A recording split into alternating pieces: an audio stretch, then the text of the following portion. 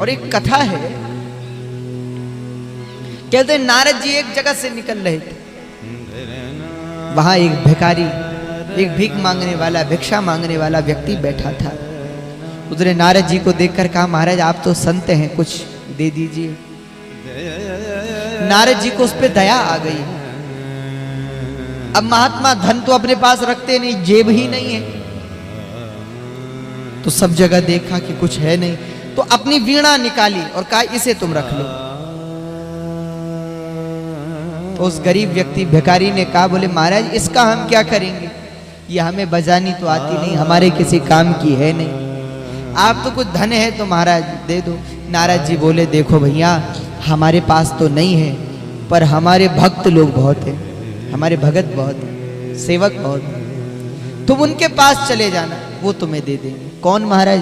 बोले हमारे एक भक्त हैं, हमारे शिष्य हैं, उनका नाम है कुबेर। तो एक पर्ची में नारद जी ने लिख दिया, बोले इसे हम भेज रहे हैं, कुबेर जी जितना ये मांग, इसका जो पात्र है भिक्षा पात्र उसको भर दो, ये कह करके पत्र दे दिया।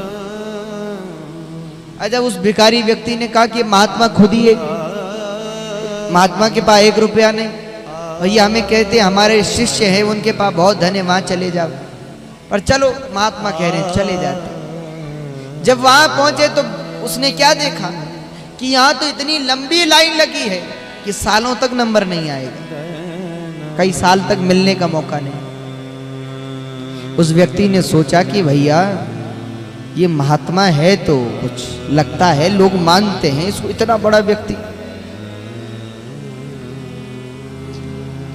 अच्छा, वहां एक द्वारपाल था, वो उसके पास गया, बोले हमें महाराज कुबेर जी से मिलना है। द्वारपाल बोले भैया 2-4 साल के बाद नंबर लगेगा, नंबर लिखा लो, जब नंबर आएगा हम आपको फोन कर देंगे, आ जाना। तो उसने कहा कि ये तो अच्छा हो गया, अब क्या करें? तो श्री नारद जी का नाम लिया, बोले एक महात्मा है नारद जी करके, उन्होंने हमको लिख करके दिया कि हमारे शिष्य के पास चले जाओ। कहाँ लिखा है? नारद जी के हस्ताक्षर थे। अरे महाराज आप 1 मिनट रुको, मैं भी बता करके आता हूँ। वो द्वारपाल अंदर दौड़ा, कुबेर जी से कहा, बोले महाराज एक व्यक्ति मिलने आया है। कौन है?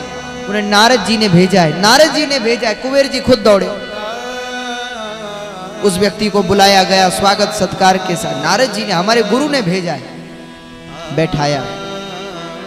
अच्छा, उस व्यक्ति को लगा कि बाबा की तो, महात्मा की तो बड़ी पहुंच है। अच्छा, कुबेर जी हाथ जोड़ के कह रहे हैं, आप क्या कहा गुरुदेव ने आपको? महाराज ये पर्ची लिख करके दी है और कहा है कि इनका देख लो क्या लिखा है। कुबेर जी ने पढ़ा कि इसका पात्र भर दो। कुबेर जी तो बड़े प्रसन्न हो गए, बोले आज तक हम रोज नारद जी को कहते कि कुछ मांग लो, कुछ मांग लो। नारद जी कहते जब जरूरत पड़ेगी मांग लेंगे, जरूरत पड़ेगी मांग लेंगे। आज पहली बार मेरे गुरु ने मुझे आज्ञा दी, आदेश दिया, बोले इसका पात्र भरो। गुरुदेव ने कहा कि इसका पात्र अन्न से भरना, हम इसका पात्र धन से भरेंगे, हीरे मोती से भरेंगे। और कुबेर जी सबसे बड़े धनवान संसार, धन के अधिपति हैं। हीरे मोती मंगाए गए, उस व्यक्ति ने वो पात्र आगे कर दिया।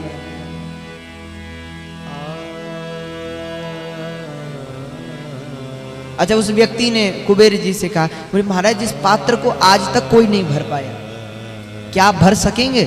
कुबेर जी को अभिमान हो गया, अहंकार हो गया। अरे बोले हम इसको धन से भरेंगे, तुम अन्य की बात करते हो, जानते नहीं हम कौन है, हम कुबेर हैं, मान भरो।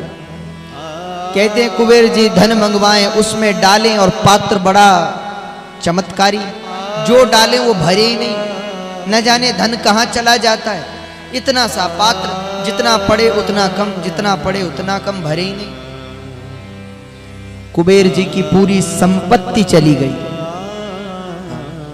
कुबेर जी के पास जितना कुछ धन वैभव था सब उसमें डाल दिया, और भैया वो फिर भी नहीं भरा। कुबेर जी ने हाथ जोड़े और उस व्यक्ति से कहा, बोले महाराज ये पात्र आपको किसने दिया? बोले नारद जी ने दिया था। नारद जी ने दिया? तो इस पे कुछ चमत्कार है क्या? नहीं महाराज, उन्होंने दिया, बोले इसमें मांगना तो हम इसी को लेके आए। तो कुबेर ने नारद जी का स्मरण किया, नारद जी प्रकट हो गए, कुबेर ने प्रणाम किया, नारद जी ने आशीर्वाद दिया। कुबेर बोले गुरुदेव, ये आपने कैसा पात्र दिया है इस व्यक्ति को? हमने पूरी संपत्ति इसमें डाल दी पर फिर भी नहीं भरा। नारद जी ने कहा कुबेर, तुम्हें अभिमान हो गया था अपनी संपत्ति पर, इसलिए हमने इस व्यक्ति को ये पात्र दे करके भेजा। कुबेर बोले पर प्रभु ये पात्र कहां से आया, किसका पात्र है? नारद जी बोले जानते हो ये क्या है? ये पात्र नहीं है, ये मनुष्य की खोपड़ी है, जिसमें कुबेर की संपदा भी समा जाए तो वो तो भी नहीं भरती। आज तक कभी किसी ने कहा कि बस बहुत हो गया, अब हमको धन नहीं चाहिए। भैया यहां तो कुबेर क्या, साक्षात लक्ष्मी जी बैठ जाएं तो भी ना भरे। पर लेकिन संसार में वो सबसे बड़ा धनवान है जिसने अपनी इच्छाओं को पूरा कर लिया, जिसने इच्छाओं को। और सुदामा जी के हृदय में कोई इच्छा नहीं। अच्छा बोलो, अगर सुदामा जी एक बार भगवान से बोल दें कि प्रभु मुझे ये चाहिए, तो भगवान दे देंगे कि नहीं देंगे? एक बार बोले भी नहीं, इशारा कर दे कि दे दो। पर लेकिन सुदामा जी ने आज तक भगवान से कुछ नहीं मांगा। कई बार ऐसा होता है, कई कई दिन बीत जाते हैं, खाने को कुछ नहीं मिलता, भूखे रहते हैं, भूखे सोते हैं, पर भगवान से कभी कुछ मांगते नहीं। 4 बालक हैं घर पे, 4 पुत्र हैं, पत्नी है सुशीला जी, नित्य परेशान रहती है, चिंता में रहती, आज के भोजन की व्यवस्था कैसे हो? कई कई दिन बालकों को भूखा सोना पड़ता है। सुशीला जी के पास एक ही साड़ी है जिसमें विवाह करके आई थी। आज तक सुदामा जी के पास इतना धन नहीं कि नई साड़ी खरीद सके। सुदामा जी के पास एक ही धोती है, इतना धन नहीं कि नई धोती खरीद सके, नया उत्तरीय खरीद सके। पैरों में पहनने के लिए खड़ाऊ नहीं है, इतना धन नहीं कि पैरों के लिए खड़ाऊ खरीद सके। गले में बस एक तुलसी की माला है और ऊपर ओढ़ने के लिए भी कुछ नहीं। धन्य है सुदामा जी। भैया भक्त हो तो सुदामा जी जैसे। कोई शिकायत नहीं। हमारी भक्ति में शिकायतें ज्यादा होती है, भक्ति कम होती है। हम 5 मिनट भगवान का नाम लेते हैं और 20 मिनट भगवान से शिकायत करते हैं। ऐसा भी नहीं हुआ, ये भी नहीं हुआ, ऐसा हो जाता, वैसा हो जाता। पर भैया भक्त कौन है जिसने जीवन को जो कह दे कि अब सौंप दिया इस जीवन का सब भार तुम्हारे चरणों में, अब जीत तुम्हारे चरणों में और हार